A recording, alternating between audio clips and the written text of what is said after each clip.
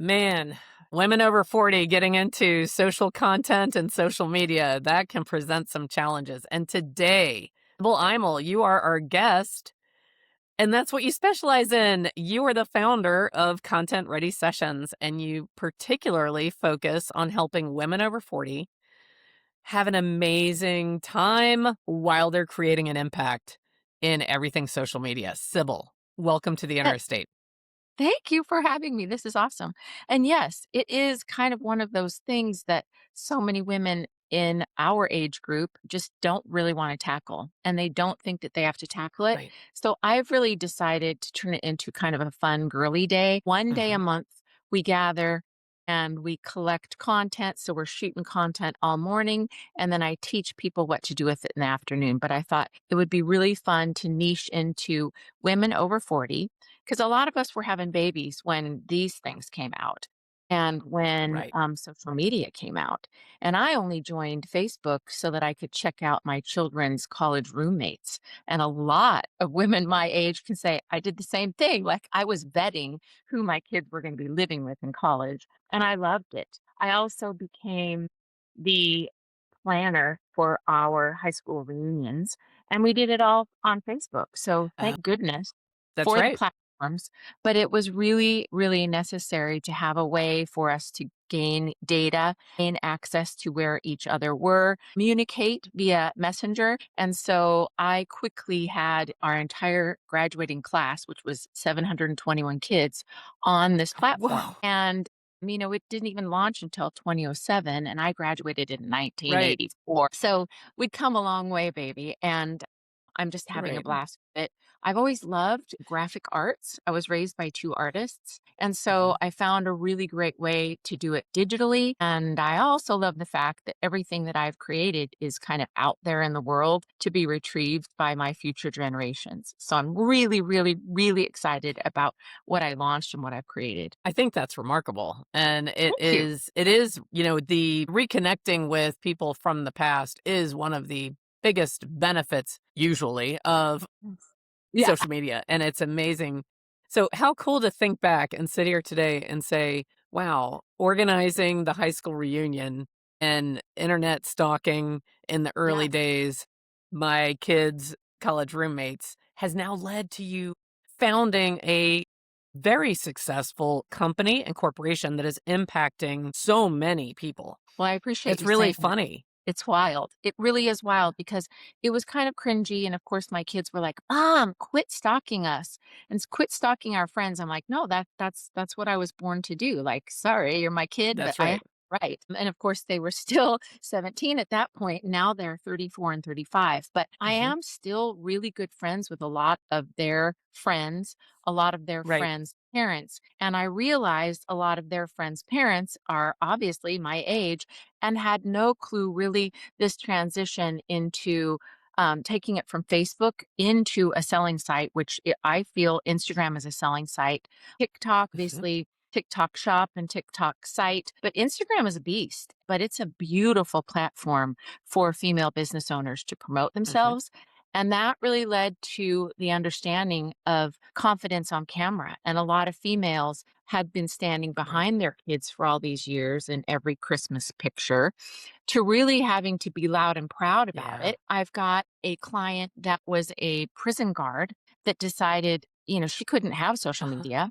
She retired from that job and decided to Right. become a candy maker. And she went from this huge What? pivot to being under a rock for her safety to launching this crazy business that Right. deserves being loud and proud on social media and selling her candy. So that's a really great example of going That's from amazing. nothing to being really, really sure that and clear about this launch and exposure. But she was fearful. She didn't want to promote herself. She didn't want to show her face. She was still in the mindset that being exposed was really having an effect on her safety and security. I'm like, no, you're having an effect on the success of your business. So I really had to work through that Of with your her. company, right. Yeah, yeah. And I'm proud to say that she's gone on to She do some sounds like great someone things. I need to meet. Yeah, she's awesome. Yeah. Her Instagram Yeah. handle is my kind of chunky, and she uses protein powder for protein candy, and I love it. But she's amazing, and she's a great example of Excellent. female business owners that just deserve to be promoted and deserve to be successful. But this thing is holding them back because they don't want to take it out of their purse. They don't want to cause a stir by taking content when they're at a restaurant or at a happy hour or walking on the Right. beach. And I say, let's get over our big Right. selves and do it anyway. Right. Right. It is. I could see that being a big stumbling block. I feel like Huge. it could be a stumbling block for people that they don't want to do it because they don't want the attention or to impose or whatever. And then there's some that legit just forget. So they're someplace great and they're in the moment and that's probably a stage. You could probably tell me more. What are the stages people go through when they finally embrace it and they decide they're going to start doing it? How does It's that been progress? fun. It's been really fun to watch, but I think it's a very natural, inborn, innate trait that females have because I think in the caveman days, causing and calling attention to yourself could potentially lead to your death. I mean, you could be eaten. Right. So I think that women historically just Yes. kind of walk behind a man. I've been in other countries where women are always 2 or 3 steps behind a man, and then I've been in countries where they are Mhm. ahead and they are leading. I prefer to be in those countries, by the way, but it's been Right. really wild. It's been wild to watch females just step into it. And I think like this platform, any sort of online meetings, has caused us to get really comfortable with this thing, our faces. And for me, my Right. face, yeah, I mean, my face is 60 years old and I had to be okay with it. The alternative is not great. And I am a female business owner. And I did have to get really comfortable on camera during, the years that we were shut down. And I was on a Zoom probably 5 hours a day. So I got comfortable with it and I decided to really capitalize on that confidence and help other women get to that place too. But still, a lot of them are filtered or a lot of them, have a hat on or a lot of them are hiding somehow. And I had Right. to understand it. I had to really understand what was holding them back. And it was just that they weren't familiar with it. And maybe they weren't super, super confident about how they got to this place with their face and why their face looks a certain way. I'm really loud and proud of the fact that I've laughed a lot in my life. A lot of laughs in Me my life. too. I'm proud of it. I've got great moisturizer, but I'm really proud of it. And again, the alternative is not good. If we did not get to this place, we would not be here, right? That's what would be the Yeah.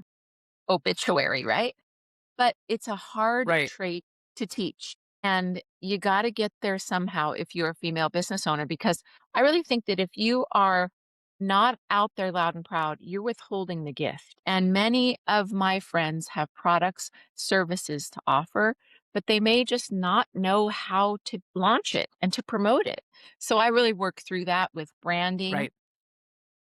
with the understanding that if they don't launch it, they're going to stay stuck. And if they're not on social media, nobody's going to give them money because they really need to be vetted, kind of like a dating site, to understand, oh my gosh, I better be legit. I better be out there loud and proud with my profile, letting people know what I do, what I have to offer before they're going to give me money and book me or buy my thing, my good or my service. They need to make sure that I'm legit. Right. Yeah, they do. They need to know that you're actually that there's a value in that you're a real person and being behind it. I think that that is a huge benefit to make sure that people, as you said, they vet you. They want to connect with you. The story, they want to know your story and they want that feeling that you're real and that I believe, correct me where I'm wrong because you're more of the specialist in this arena, but the consumer wants to know that when they make a purchase, they are actually having an impact on somebody else. I think that a Yeah, lot of today's consumers love that. yeah, I think that it is really helpful, especially if it is a service that can benefit so many people. And in my case, I really, really love seeing successful females. And I think, again, I Mhm. rediscovered my purpose after I sent my kids off to college. I was no longer just known as Taylor or Abby's mom. I actually had a name. And it was a really Right. strange thing. I was 44 years old and I was an empty nester sitting there going, hey, my two purposes on this entire planet just left for college, left me home. And now Right. I rediscover what it is that I have, what it is that I possess, what is my gift. And I know so many females go through that because we really put all of our efforts and into raising these things, these humans that go off and they leave us. And I didn't even know how to cook Right. for 2. I really had to figure it out. And I think That's right. thankfully a lot of women do figure it out. And I think we are in an Yes. arena where we met that a lot of us figured it out and we just are really proud about it.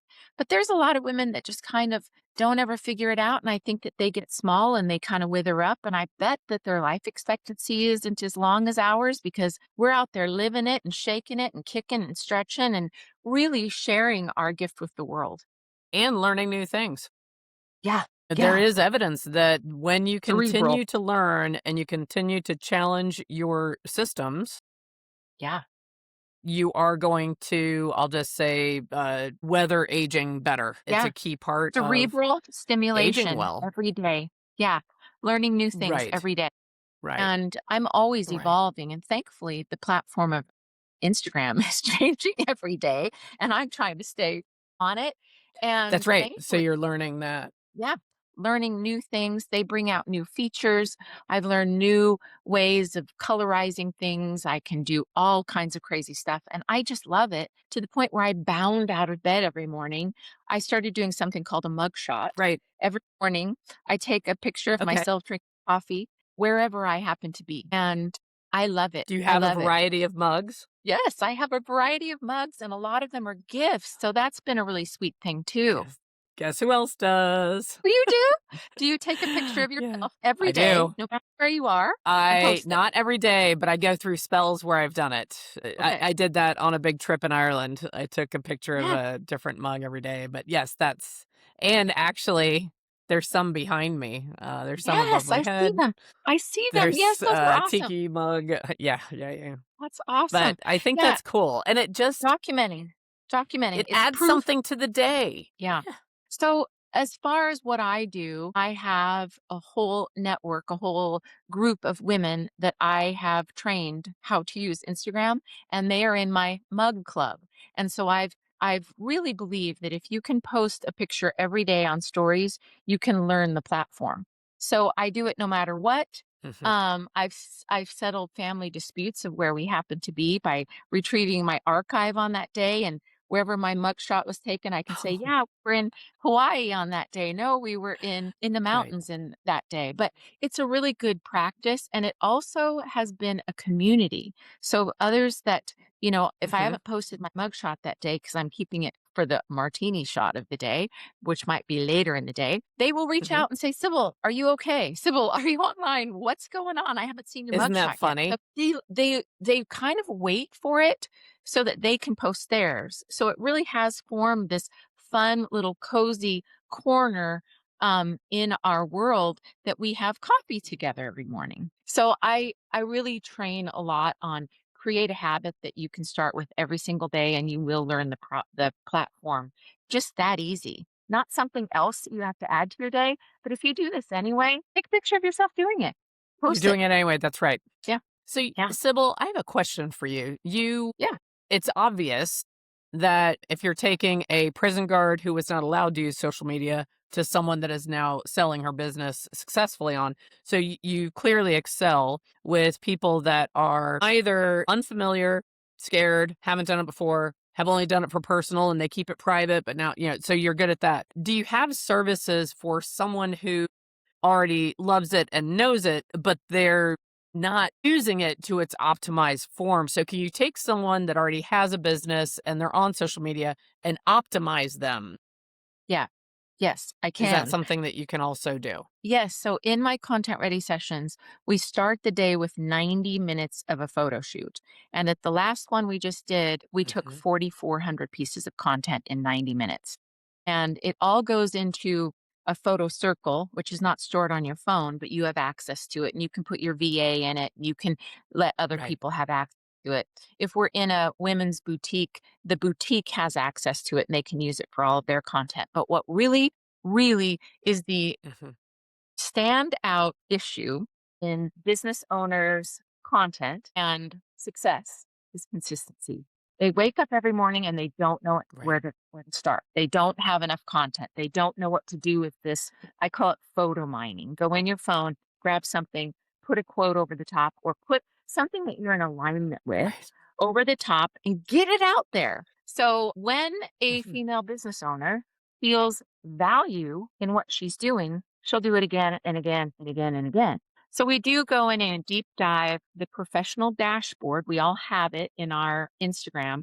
And when they actually look at what Right. their Right. followers are liking more or liking most, then they'll do more of that. And then they really start seeing that they Of kind of that. have fan base. But if you don't see value in what you're doing and what I'm suggesting that you do, you're not going to do it. When I see value in Right. riding my Peloton every day, I'm going to do it every day. But if I don't see value in it because Right. I'm not loving the whole process of, getting on the bike and tuning into whatever instructor it is, and I'm not seeing results, I am not going to do it again. It's just a waste of my energy. But I'm able to show them that they are growing on the platform, that they are encouraging more people to engage with them, that they are making people laugh, that they are potentially landing and Right. converting some of those followers, some of those interactions into actual sales and customers. Well, I think that's really exciting. You mentioned earlier about the community where you and I met. And Yeah. that has been something that's been really exciting for you because now I can also share with everyone you are an international best-selling author. You are a And so are published you. author in, and so am I, because we are both in Six Figure Chicks Scottsdale Volume 2, and we shared our stories in that book. So I wanted to shift for a moment, although I can share with you, I could talk about the social media stuff for probably 2.5 days straight with you, Let's and do it. you would have to like call the police to get me to leave. All right, so I we're love gonna it. shift for a I'm a freak minute about it too. I'm a just to the total book. So psycho. how did it feel becoming an author? How it felt You becoming are an too, author. great. So psychos Part unite because yes.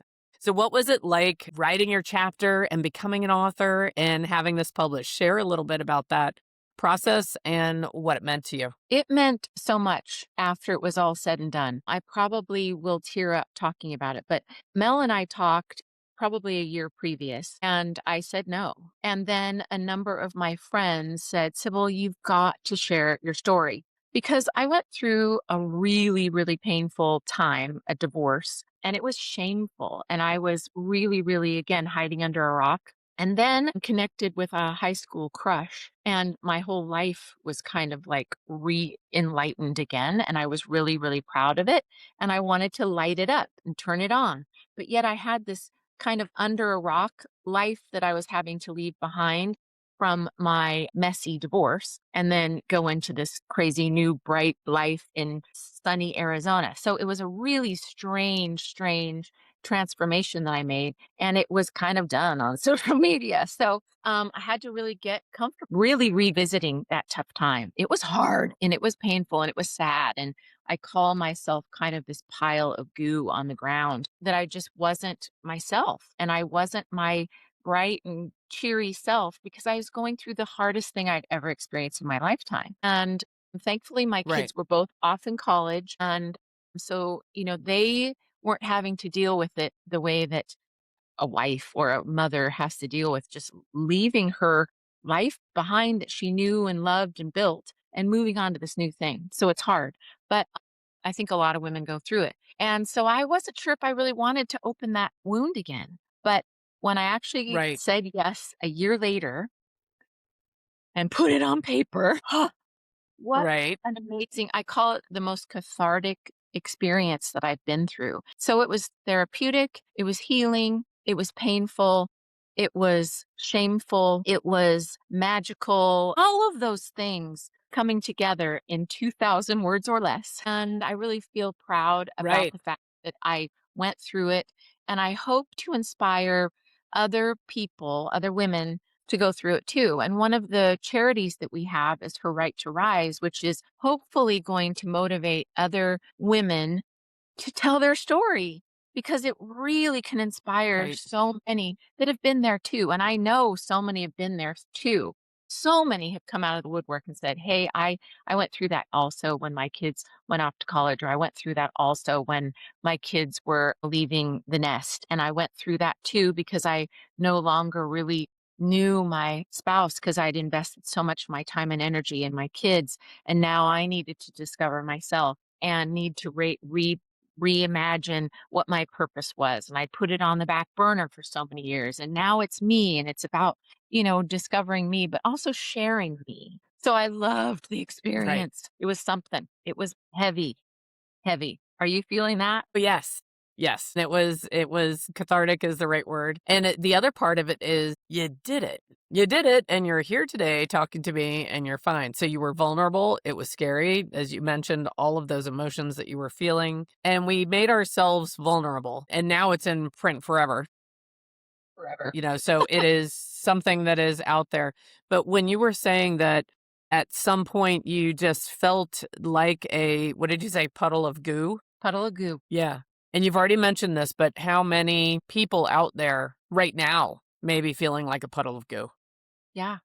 Because they There have to could do be someone something that hard. found, yeah, and they might have found this episode because they want a breakthrough in their social media, and yet they're feeling like a puddle of goo, and now they're realizing this woman who it just is full of life and energy and inspiration and isn't perfect, but dang, looks like she's having a good time. She was a puddle of goo. And so you're inspiring others by sharing that. And that is, I think that is just something that's really beautiful. It's hard, and the So, healing can start, but a lot of women don't wanna go through it, and it's tearing off that scab and really, really getting raw with it in order to be an author that writes about their story, tells their story.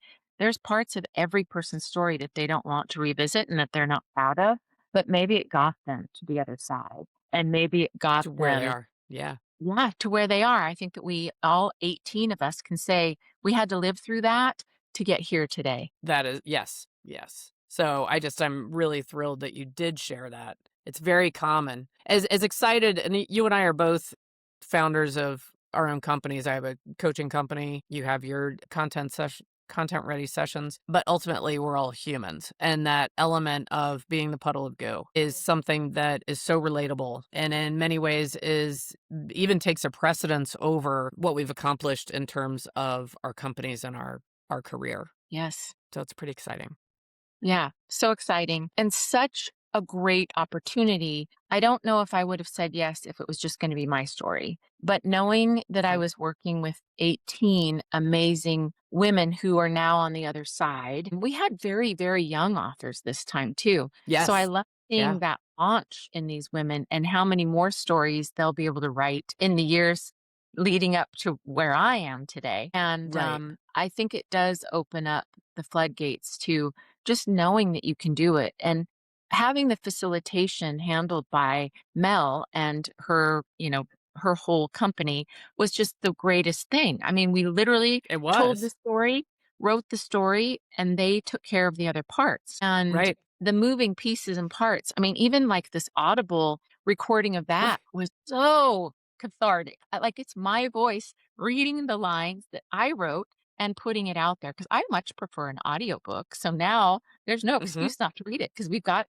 the audiobook, coming out too. So I'm just so Well, excited, and it's so exciting to be a part of this. I mean, I'm so proud of us. I am too. It's exciting and challenging, and I'm also really proud of it. And this episode is actually airing right when the audiobook is launching. So, Sybil, I want to tie back to something that I have encountered in my coaching work in regards to social media. There are people that don't like how they look on camera. They don't like how they look on video and they don't like the sound of their own voice. Do you work how do you work with someone through those issues? So I'm a little gritty, a little bold, and I will say, well, how's that working for you in your business? Being those things. Now, I can't help how they got there, why they feel that way. But I know again, if you can add value and let them understand that if I'm going to hire a home interior decorator, designer, I am not going to hire somebody that is not on social platforms showing proof of her work and showing who she Right. is. I'm not having her in my house. I'm not giving her my credit card if she is not willing to at least introduce herself, her work, how she shows up, her services, client testimonials. I'm just not going to do it. And once you can let female business owners know that they're being vetted and they are not probably going to receive a customer or a credit card or any money if they're not willing to do the thing, then they get it. And it's no different than, my one of my first jobs was I had to dress up in the rat costume at Chuck E. Cheese. I was the rat at Chuck E. Cheese. If I did not get in the rat costume at Chuck E. Cheese, I would get fired. It's that Right. simple. You're going to get fired if you do not do the work. And the work in today's world requires your platforms, you showing up, you literally letting people understand what you offer. And there's no better way. It's free. Offer it on your platforms. But I kind of have to say, get over your big self and do it anyway. Put your big girl panties on and do it anyway. Are you a female business owner? Do it anyway. And maybe, just even talking about the blueprint that you're leaving for future generations. I always tell people what I would not give for more content of my great grandmother, of my Yes. father. I've got this Yes. great last picture of my father, and it's actually him doing kind of like a birthday cheers, and he takes a sip, and he died about a month later. And what I wouldn't give for more of Right. that. And I don't think any of our Right. future generations would say, "Oh, we need less pictures of Granny," So I really have to walk Right. them through why I do what I do is for a number of reasons. And some of it isn't always just promoting my business. It's to really and truly prove that I lived, that I mattered, that I was here, and that I like Yes. to Yeah. dance and I like to cook and I like to decorate. But a lot of it is just social proof. Yeah. And so that is bold and gritty. And I will say that I go possibly grittier. I'll let you decide. Yay. I will say to them, I can see you right now. And when you drive in your car and walk in the bank or go to the store, you realize people are seeing you, right? Just because it's not captured on a photo. So I try to challenge them. Obviously, I do it through a coaching approach. I don't just hit Sure. them and then I don't like do 1-2 punch and then walk away. But the reality is, you are who you are. Love yourself Yeah. and show up. One of the Yeah. things that I believe you also factor into the work that you do. I have news for everyone listening to this. Humans are fascinated by humans. Humans love humans. We love human faces. And by the way, and part of survival instinct, I won't nerd out, but there's an actual name for the phenomenon. Our brain is continually looking for human faces. That is Yeah. why sometimes we will look at a rock and be like, that rock, it looks like the smiling at me, or Yeah. we're driving down the street and we see a window configuration that looks like a smiley face. So our brain is wired to seek out human face so much so we look for it in inanimate objects. Don't worry about it, is my point. Humans love human faces.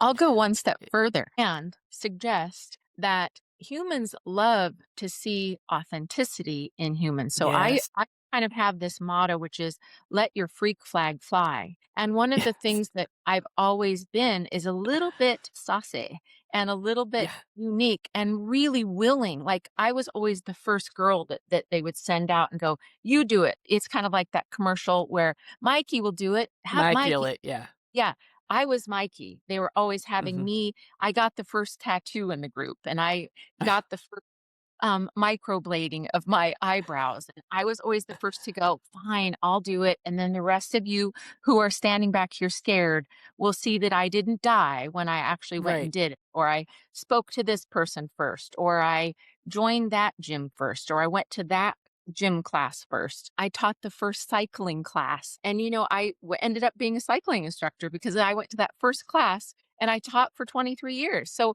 I'm always a little bit more bold because I know I'm not going to die from doing it. And That's right.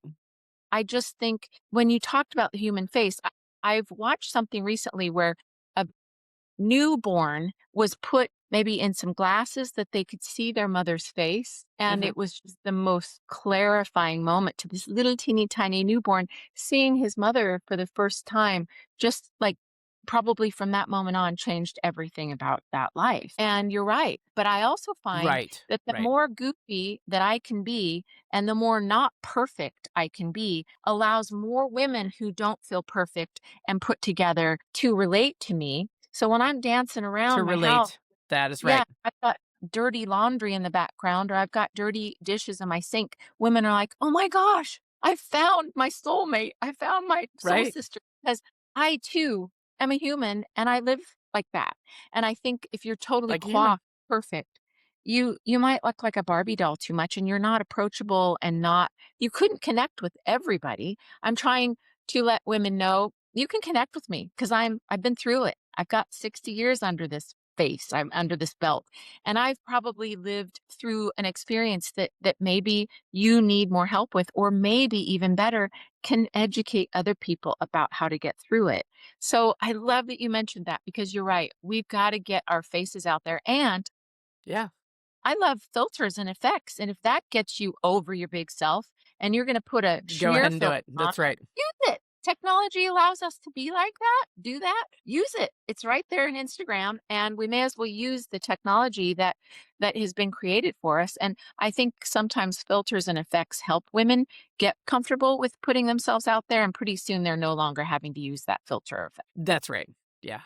Well, I think that is a great technique for getting someone over that initial hump and to jump off the diving board, and take the leap. With another thought that I had in terms of that allowing the imperfections and the freak flag is I have a theory that I'm not the only one that as we are bombarded and bombarded more with AI and perfection and uncanny images, face like this and a face like yours become even more meaningful because people, as you said, we love humans. We're fascinated by other humans, whether we like them or not. We seek faces, we seek voices, and we seek authenticity. Yep. So if you're out there and you have made it this long in this podcast and you're listening to Sybil and I, any concern you have, fill in the blank with your two, this, that, the other, or some feature is this, that, or the set it aside because I believe the further we get into this AI world, that actually becomes an attractor rather than something that you should try to contour away. Would you agree, Sybil? Yes, I would totally agree with that. And of course, I'm hearing that.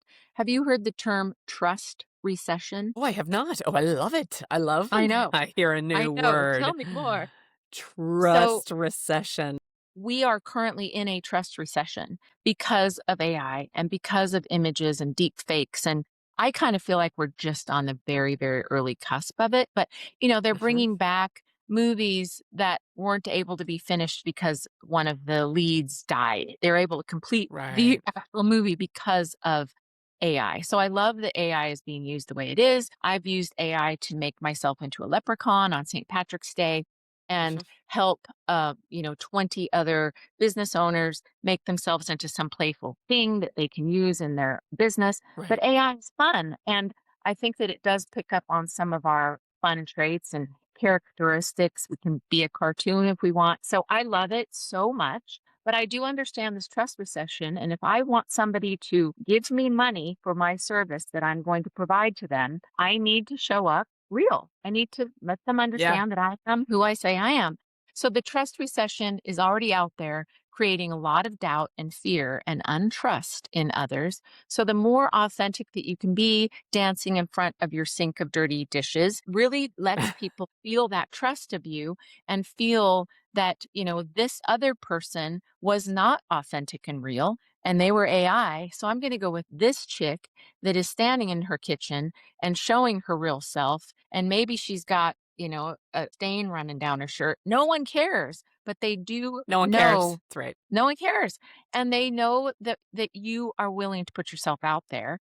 And it's pretty consistent that I'm willing to put myself out there. But we are in something called a trust recession, and it's a real word. And I think it's just going to continue to grow and grow and grow. And while that seems to be an issue, I'm more willing to be wild and wacky out there and just really prove that we can do that as women. I'm really proud of the fact that I can still kick really, really high. I'm still proud of the fact that I can stretch, that I can do all kinds of crazy stuff. Right. And if I show it to others, I'm definitely not inspiring others to do it. So I'm willing to do it even more now than ever. Good. I think that that's really great. And just keep that energy. Yes. So trust recession. Now we have trust recession on top of a loneliness epidemic. Huge. That's So so great that you yeah, touched on that.